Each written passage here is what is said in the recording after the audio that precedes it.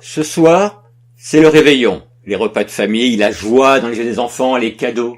Quelle meilleure manière pour se mettre dans l'ambiance que de regarder ensemble les 10 pires épisodes de Noël jamais tournés. Alvin et les Chipmunks, A Chipmunk Christmas. Si vous regardez cet épisode, c'est que vous aimez Alvin et les Chipmunks, et donc que vous passez outre les voix sous hélium. Mais ne vous fiez pas aux apparences. Sous ces allures d'histoire gentillette se cache en réalité une véritable horreur. Résumons. Au centre commercial, Alvin rêve d'un nouvel harmonica doré, alors qu'il en a déjà un. Il entend alors une mère et sa fille déplorer le fait qu'ils ne puissent en acheter un eux-mêmes, car ils doivent garder de l'argent de côté pour le petit Tommy qui est malade. Dans un élan de générosité, Alvin offre le sien au petit souffrant et projette d'en acheter un nouveau avec ses économies pour Noël. Dave, qui n'est pas au courant pour Tommy, y voit un acte égoïste et accuse Alvin de ne pas avoir l'esprit de Noël. Heureusement, il finira par comprendre la situation et fera une surprise à Alvin en invitant le petit Tommy, guéri, à jouer sur scène à ses côtés.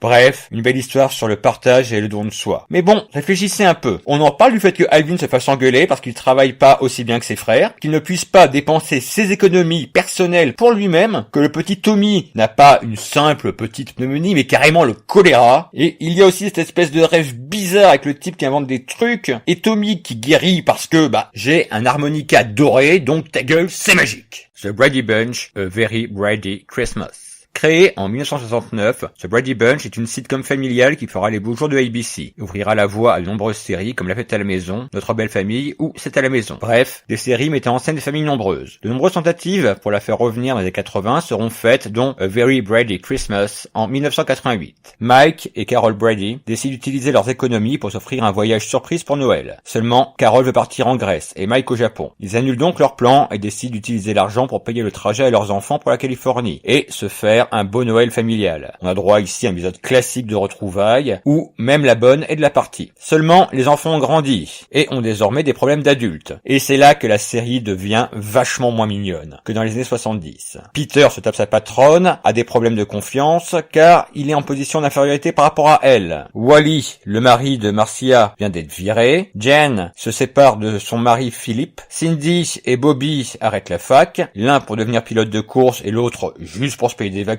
à Aspen, et, moindre mal, la femme de Greg, Nora, préfère passer les festivités dans sa propre famille. Même la bonne Alice a des soucis, son mari la quitte pour une jeunette. Rajoutez à cela les flashbacks omniprésents et le fait qu'il passe la moitié de l'épisode au téléphone et vous obtenez un épisode bien dépressif de Noël. À la fin, en mode « mais d'où il sort cette idée à la con ?» Mike se retrouve coincé dans un immeuble sur le point de s'écrouler et est sauvé sous les chants de Noël de sa famille. Bref, un comeback raté. L'inspecteur Gadget, Inspector Gadget saves Christmas. C'est bientôt Noël. Santa réveille son armée de clones pour qu'il fabrique des jouets dans la joie. Seulement, le Dr Gang se déguise en Père Noël et...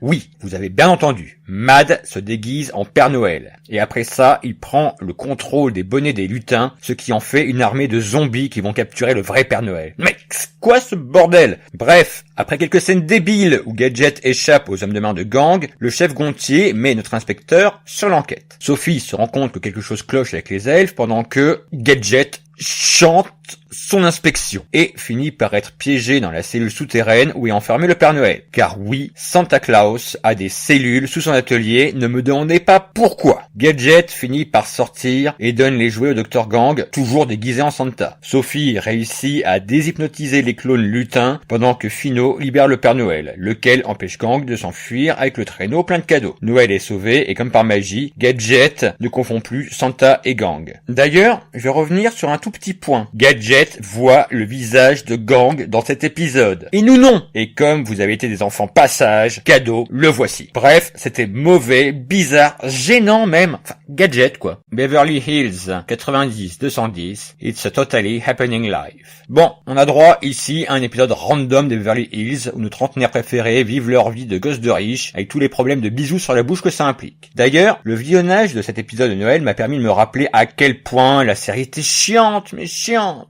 En gros, Dylan embrasse Brenda, puis Kelly. Mais il se fait surprendre par Brenda et est en fâcheuse position. De leur côté, Brandon et Andrea se font des bisous aussi. Mais à cause d'une phrase malheureuse, ils finissent par s'engueuler. Enfin, pour résumer, tout le monde se fait la gueule. Mais, alors qu'ils sont dans un bus pour apporter des cadeaux à des enfants défavorisés, car même si on s'en fout un peu ici, n'oublions pas que c'est Noël, ils finissent par se rendre compte que tout cela est futile et se réconcilient dans la joie et la bonne humeur. Mais, me demanderiez-vous, si c'est un épisode random dont on n'a absolument rien à foutre. En quoi ça en fait un des pires épisodes de Noël? Eh bien, à cause de ça. Oui, ces deux pauvres effets Photoshop à peine animés, ce sont deux anges gardiens, Clarence et Myriam, qui vont passer l'épisode à débattre en voix off pour savoir si les ados méritent d'être sauvés d'une mort inéluctable, car oui, vous avez l'épisode où les scénaristes auraient enfin pu faire crever tout le casting. Donc, nos deux étoiles à peine animées vont passer l'épisode à faire des arrêts sur image et à paraphraser sur tout ce qui se passe. Et quand enfin un routier ivre à contresens va percuter le bus pour nous libérer de notre calvaire, il se passe ça. Et au cas où on n'aurait pas compris, il y a plein d'extraits de It's a Wonderful Life. Et puis surtout, pourquoi ils sauvent ces gamins-là? Juste parce qu'ils se sont réconciliés? Vous croyez pas qu'il existe dans le monde des ados plus méritants à sauver que eux? Pourquoi eux? Surtout que ce ne sont même pas nos anges qui les sauvent, mais vous savez qui là-haut. Bref, torchons-nous allègrement avec It's a Wonderful Life. La seule raison valable pour laquelle ils sont épargnés est le fait que les anges commentent leur vie comme s'ils disaient voici ou Closer, et que donc, s'ils crèvent, ils seront en manque de potin. Pac-Man, Christmas Comes to Pac-Land. On en avait rapidement parlé lors de l'épisode sur Mario et Sonic. Bien avant eux, Pac-Man avait été le premier personnage de jeu vidéo adapté en dessin animé. Et en 1982, il a eu droit à son épisode de Noël. Alors qu'il survole Pac-Land, le trio du Père Noël entre en collision avec les yeux des gloutons et s'écrase. Recueilli par la famille de Pac-Man, il constate avec effroi qu'il a perdu sa cargaison de jouets. Nos héros se lancent à la recherche des joujoux, mais ces derniers ont été trouvés par les gloutons. Une fois les jouets retrouvés, reste le problème de la livraison des cadeaux. Comment dire à quel point cet épisode est mauvais? Bon, passons outre la scène du Père Noël à moitié mort ou en train de pleurer. Oublions les gloutons qui deviennent gentils et concentrons-nous sur le cœur du problème. La drogue. Car oui, pour que l'attelage du Père Noël aille plus vite, ils vont doper les rennes au pack-gomme. Et puis, et regardez plus attentivement, le fond du message n'est pas l'esprit de Noël. En début d'épisode, le Père Noël se félicite d'avoir informatisé la liste des cadeaux et tout l'épisode tourne autour des jouets. Informatique, plus cadeaux, plus Pac-Man égale achète mes jeux vidéo et produits dérivés. Ah, et puis la drogue, c'est cool. Joey and the Christmas Party. Vous vous souvenez de Friends? Ils nous ont offert plein de super épisodes de Noël. Mais vous aurez certainement oublié sa suite, Joey. Et vous avez bien fait. Et fatalement, l'épisode spécial Noël est à l'image de la série, c'est-à-dire mauvais. Joey s'apprête à coucher avec Alex. Seulement, Gina le met en garde sur le fait que cela pourrait ruiner leur amitié. Alex, n'arrivant pas à mettre cette salope de Joey dans son lit, va se sentir indésirable et va commencer à l'éviter. Tribbiani va tenter de recoller les morceaux en profitant de la fête de Noël qu'il donne chez lui. Comment dire à quel point cet épisode pue? Sans surprise, Joey est égocentrique et imbu de sa personne. La jante féminine est décérébrée et craque à la moindre de ses paroles. Il est considéré comme une pute par son entourage et, j'espère que j'ai mal compris, demande à son manager d'inviter des mannequins chez lui de la même manière qu'il commanderait des escortes sur catalogue. On a droit à des geeks pour faire des blagues sur les geeks, de la MILF dans une espèce de relation zarbi, du grand guignol et des rires enregistrés pour te dire quand c'est drôle. C'est en voyant cette série que l'on se rend compte que Matt LeBlanc ne jouait pas le mauvais acteur dans Friends. Les Schtroumpfs, The Smurfs Christmas Special. C'est Noël chez les Schtroumpfs aussi. Alors qu'ils fabriquent un gâteau géant, deux enfants et leur grand-père vont avoir un accident de traîneau. Les enfants vont errer dans le froid et la neige et leurs pas vont les mener à la demeure de Gargamel qui les renvoie chier. Plus tard, ils seront sauvés d'une horde de loups par les Schtroumpfs qui vont les prendre sous leur aile. Pendant ce temps, un mystérieux magicien va engager Gargamel pour capturer les enfants en échange d'une formule pour détruire le village des Schtroumpfs. Dans sa chasse, il va croiser l'oncle qui lui promet une récompense pour les deux petits disparus. Gargamel va donc tenter de faire double jeu et avoir à la fois la formule et l'argent de la récompense. On a déjà droit à un épisode horrible avec les enfants baladés dans le froid et constamment envoyés entre les mains des méchants. Le seul truc mignon, c'est la fillette qui prend le grand schtroumpf pour le Père Noël. Et puis vient la bataille finale avec le sorcier qui a ligoté les enfants et les a encerclés par un mur de feu. Et pour combattre ça, il chante. Goodness makes the badness go away. Goodness makes you happy every day. Louder! Badness cannot start if there's goodness in your heart. Goodness makes the badness go away. Si vous trouvez que cette chanson en mode sois gentil, pas méchant est horripilante, écoutez la version française. Chantez vous, mais chantez. Mais oui, la bonté chasse les méchants. L'amour les éloigne pour longtemps. Faites-la là, mais plus fort. La la la la la la la la la.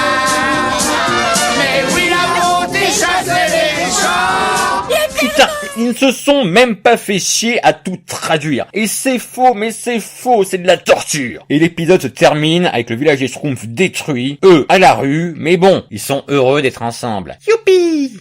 Je m'étais promis de pas faire un top, mais au fur et à mesure de mes visionnages, j'ai vu tellement d'horreur que si je devais en faire un, voici les 3 pires épisodes de Noël qui m'étaient donnés de visionner. Numéro 3, Alf Christmas Special. Pour faire un bon épisode de Noël, il vous faut du pauvre, du cas désespéré voire suicidaire, du gamin malade, bref du pathos, mais genre à l'overdose.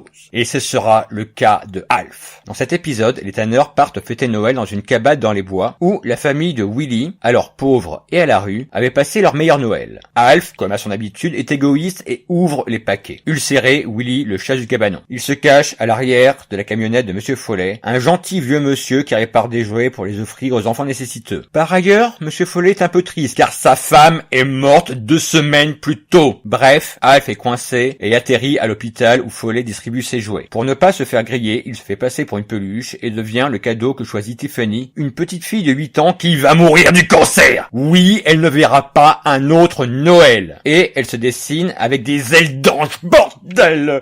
Bon, sans réelle raison, Alf se balade dans l'hôpital et se cache sous un brancard transportant une femme enceinte. Et, coincé dans l'ascenseur, il va mettre le bébé au monde et propose à la mère d'appeler l'enfant Tiffany en hommage à la gamine qui va crever.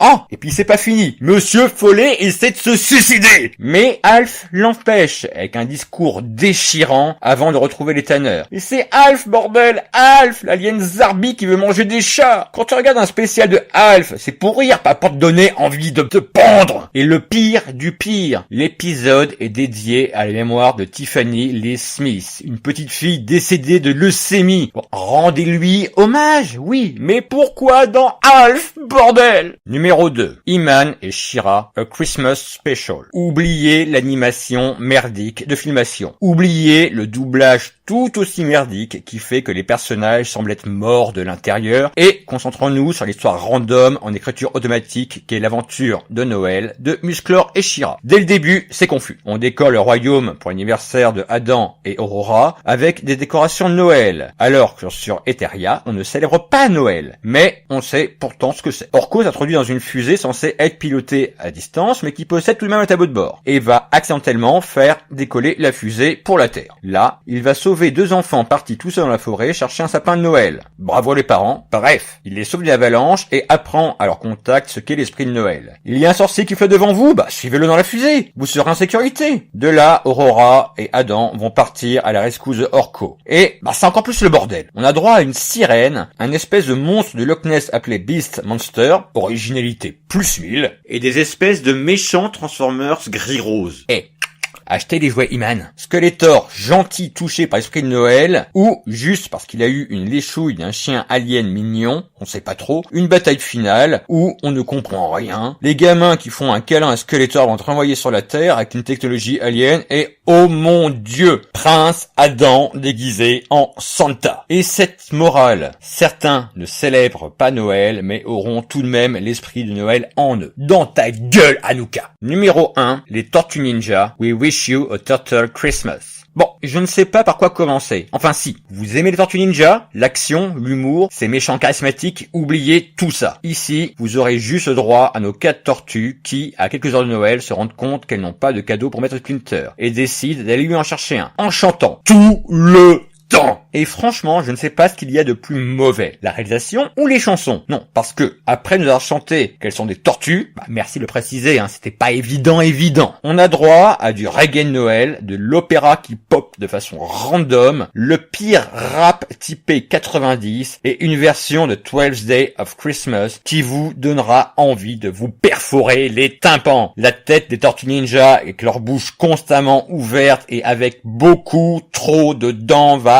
hanter vos cauchemars. Ils ne font même pas l'effort d'animer cette putain de bouche. Et quand elle bouge, elle n'est pas en rythme. De plus, on ne prend même pas la peine de chercher un cadrage qui cache le fait qu'il porte un masque et... oh putain, non, pas ça. On voit la bite de Leonardo. C'en est trop pour moi. Je me casse. Demain, c'est Noël.